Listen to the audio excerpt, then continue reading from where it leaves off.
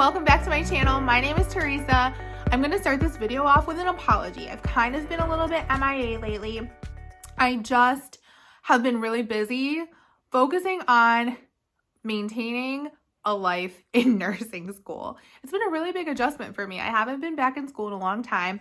My work schedule is during the day. My night classes are obviously in the evening, and trying to adult in between and maintain my relationship and take care of my dogs. It's just been a lot. So I did film some videos like on my first day of clinical, and it was just watching them gave me just as much anxiety as I felt those days. So I decided not to post them. I'm here today to tell you things are going really well, and I have a much better idea of what's going on in nursing school for me to pass along to you now. Today's video though, we're going to talk about the top 3 tips that I have that you can start to work on before nursing school starts. So I remember when I was applying to nursing school, which was not that long ago, and thinking, oh my gosh, what can I start working on right now? The anticipation is killing me. Well, the truth is there's not a lot that you can work on. We'll talk about that a little bit more in a different video about if you want, like what you can do to prepare for nursing school. But today's my top 3 tips, kind of about being a student in nursing school, okay? So let's get into it. I thought I just deleted it on my iPad, and I almost had a mini heart attack. Okay, tip number 1. Are we gonna go through this again?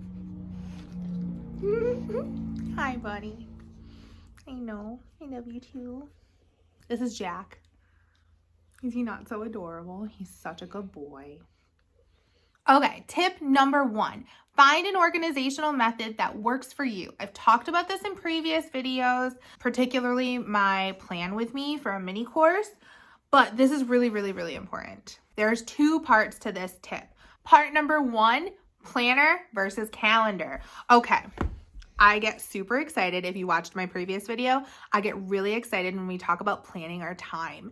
There is so much time management in nursing school, and I mean that, okay? For someone who has always been very organized with their time, there's a lot of time management in nursing school. There's a lot of material that you have to learn in a very short period of time. Not to mention, you are a person who has a life. In order to keep work, school, social life, family, bills, you know, your favorite thing to watch on TV, because you will need a study break at some point, you have to get organized.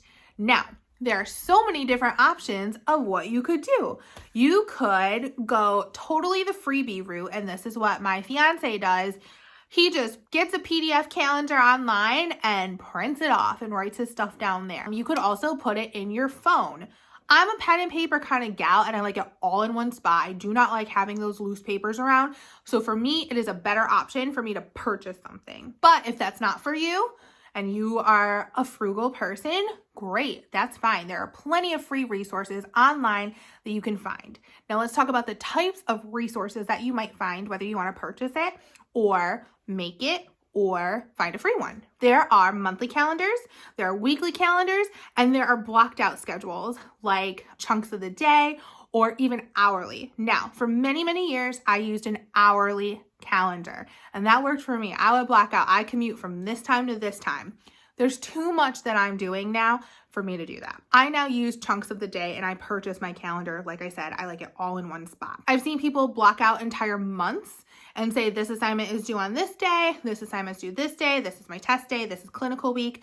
That can work, and there are a lot of free calendars. Or if you're someone who's good with formatting, design one on like Excel or PowerPoint or however you want to do it. You could do weekly planners, which have like Monday, Tuesday, Wednesday, Thursday, Friday, Saturday, Sunday, all the days of the week lined out. However, there's no specific time frame. It's kind of just like a blank box for you to fill in what you need to fill in for the day.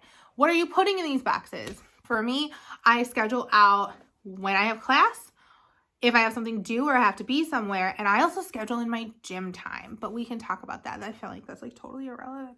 You have to find what works for you. And guys, this takes trial and error. Try something, and if you hate it, try something else. There is something out there for everyone. You can also do this all in your phone. I'm a pen and paper kind of a gal. I know that about myself. So I like to have a physical planner, which you guys have all seen in my last video. Okay. The next part of get organized is being able to organize all of your resources. A lot of times are changing and a lot of resources are given virtually. So we are given all of our resources through the academic server that my program uses. You can do with them what you choose. So there are people in my class who download them onto their laptops or onto their tablets and take notes right on there using an app. There are people like myself, I prefer to print it out, and then I have everything organized in my trusty binder. Okay, don't pay attention to the pages that are falling out. I had to film this again, okay?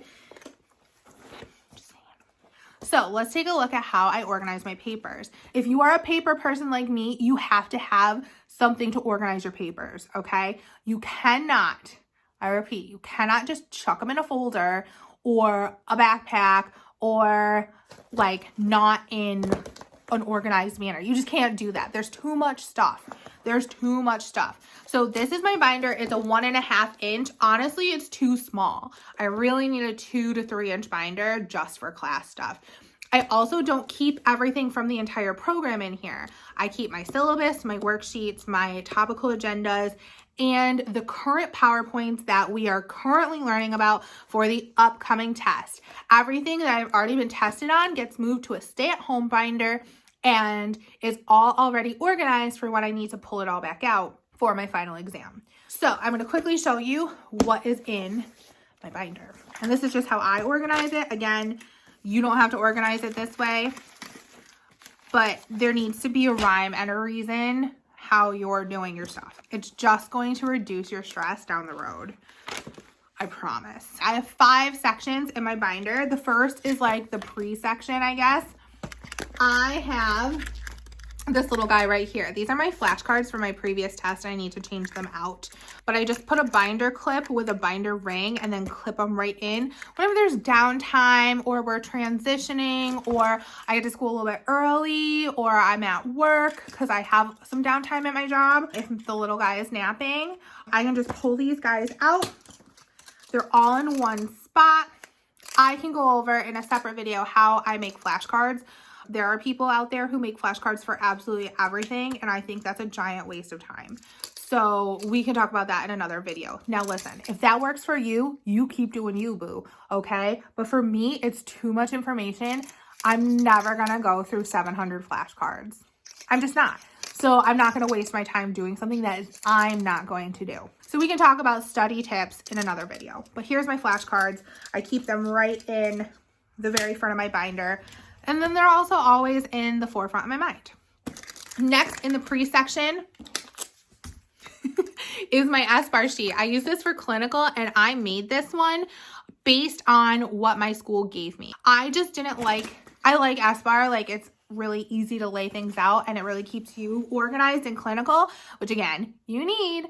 But for me, I didn't like how the school's worksheet was organized. So I just typed up all the same information and put it into my own sheet that works for me. And I'll share that with you. I'll link it down below. But it has all of the SBARR stuff. And I just keep extra copies in my binder for clinical if anyone needs one or if I need one, because you have to show up with what you need. Again, being organized. Next section. I like binder dividers because they keep me organized. I found these really cute ones on Amazon. I'll link those down below as well. But you can use like chunkier paper and just 3-hole punch it. I've seen people use like cardstock or even like folder dividers in there. These ones are just cute. So I put them in. I'll link them. Okay. Section number 1 is the most important section of the binder because, again, it keeps me organized. It is my syllabus, and I can do a whole video on how, listen, y'all, I love a good syllabus. This one is really long because there's a lot of information in nursing school, but it's really important, again, to keep it organized. Yeah, see? Pretty colors. You don't have to do pretty colors if you don't want, but it is important to break it down, have it organized in your planner, okay? I color code based on topics, assessments, and clinical and lab. So I have 4 colors on here. Oh, and exam reviews, because those are really important no matter how well you do on an exam. Section 1, syllabus. It's the only thing in there that might seem extreme to you, but it's so important. I'm constantly referring back to it. Even when it's in my calendar, I still look back at the syllabus. Gotta have it, guys. Section number 2, topical objectives. This is how I study. I refer back to these. They are really important, and it tells me before I go to class what I'm actually going to be learning, the things that I need to really pay attention to. So I read these over before. They're all in one spot. Section number 3, worksheets, mainly case studies. We don't get that many worksheets. Sometimes my school gives us graphic organizers, and I'll keep extra copies in here. I'm giving you a lot of study tips. I think this is one for our infection exemplars. And I keep extra copies because I'll take the notes in class, fill one out to study, and then recall from memory, and I can see what areas I'm weak in. Again, we'll talk about that more when we talk about study tips. Last but not least are PowerPoints. I like to print mine out. I have tried a lot of different ways on how to print out PowerPoints, but I'm going to talk about that in a second. 5th section is solely just scrap paper. This one's blank, but I also have lined paper in here as well, because you never know when you're going to need more paper. So that's tip number 1, get organized. Get a calendar or a planner and find a way you're going to organize your materials. I swear these were organized, okay? I just pulled them out because there's things I'm going to show you. Okay, tip number 2. This really has to do with kind of working your confidence, but advocate for yourself. And in particular, I'm going to say this about class.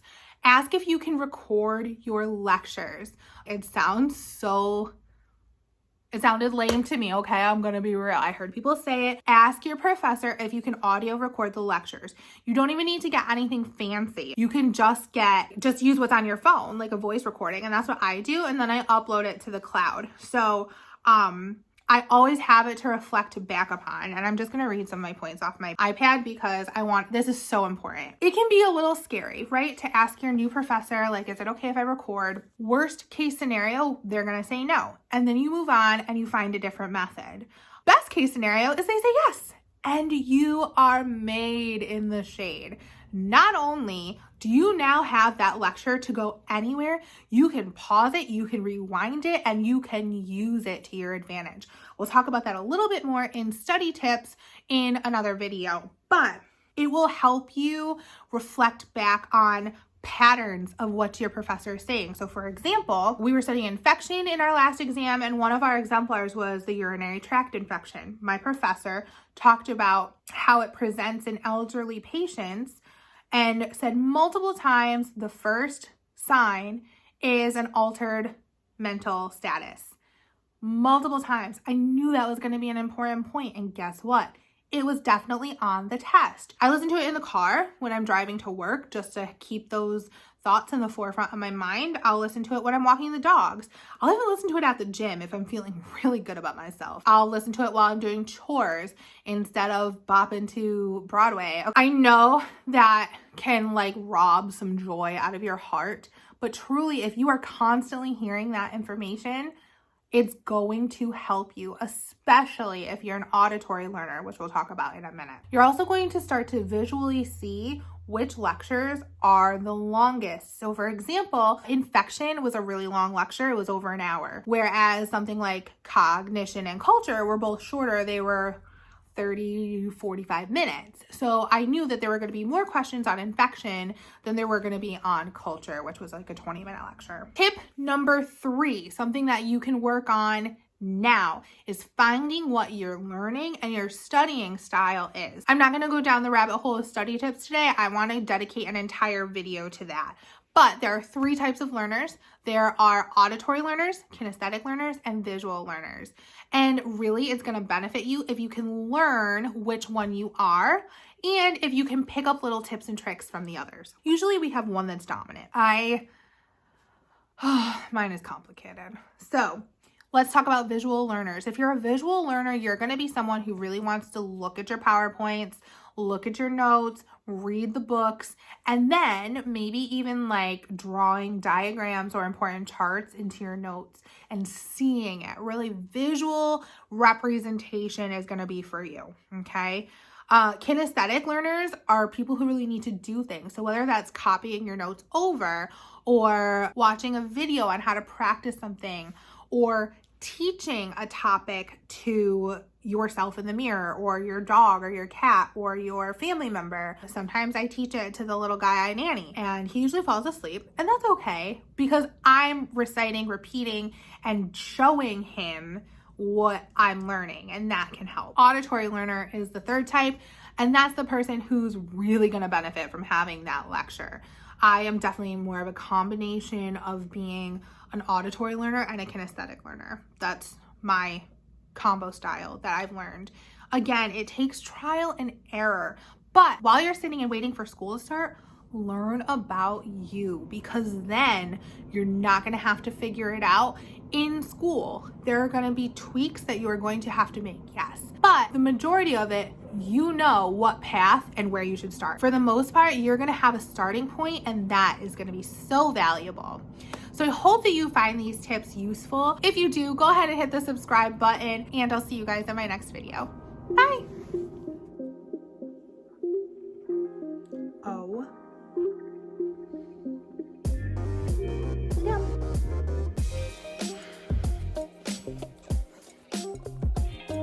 Okay. I need a cute little catchphrase, right? Like, let's get into it. Part number 1. Yeah. Let's get started. Oh, that's Rosanna Pansino though, and she's so cute. Come be my study buddy. Hey. I've talked about this in previous.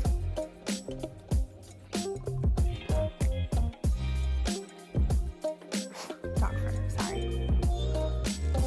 I need to lay down. Take 4. Okay. Worst case.